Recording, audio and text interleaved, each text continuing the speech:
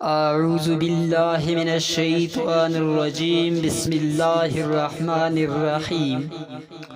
حضرت امام باقر علیہ السلام فرماتے ہیں، ایک یہودی نوجوان اکثر رسول خدا صلی اللہ تعالی علیہ وآلہ وسلم کی خدمت میں آیا کرتا تھا۔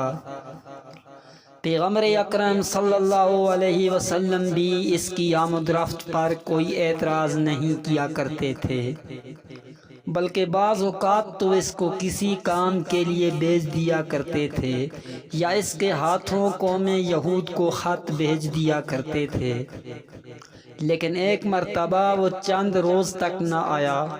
پیغمبر اکرم صلی اللہ علیہ وآلہ وسلم نے اس کے بارے میں سوال کیا تو ایک شخص نے کہا، میں نے اس کو بہت شدید بیماری کی حالت میں دیکھا ہے، شاید یہ اس کا آخری دن ہو۔ یہ سن کر پیغمبر اکرم صلی اللہ علیہ وآلہ وسلم چند اصحاب کے ساتھ اس کی عیادت کے لیے تشریف لے گئے۔ وہ کوئی گفتگو نہیں کرتا تھا، لیکن جب حضرت صلی اللہ علیہ وآلہ وسلم وہاں پہنچے تو وہ آپ کو جواب دینے لگا۔ چنانچہ رسول اکرم صلی اللہ علیہ وسلم نے اس نوجوان کو آواز دی۔ اس جوان نے آنکھیں کھولیں اور کہا، لبیک یا ابا القاسم۔ حضرت صلی اللہ علیہ وسلم نے فرمایا، کہو، اشہد ان لا الہ الا اللہ وانی رسول اللہ۔ جیسے ہی اس نوجوان کی نظر اپنے باپ کی ترچھی نگاہوں پر پڑی، وہ کچھ نہ کہہ سکا۔ پیغمبر اکرم صلی اللہ علیہ وسلم نے اس کو دوبارہ شہادتوں کی دعوت دی۔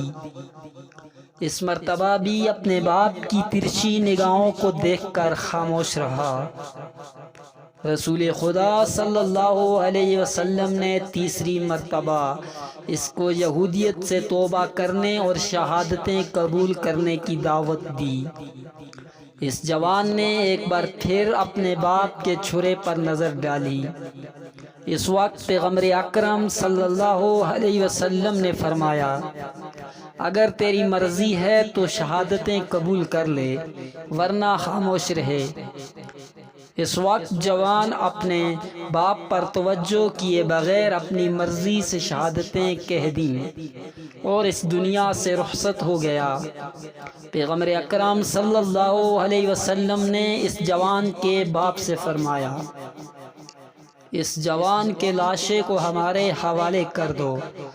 پھر اپنے اصحاب سے فرمایا، اس کو غسل دو، کفن پہناؤ اور میرے پاس لاؤ تاکہ میں اس کی نماز جنازہ پڑھوں۔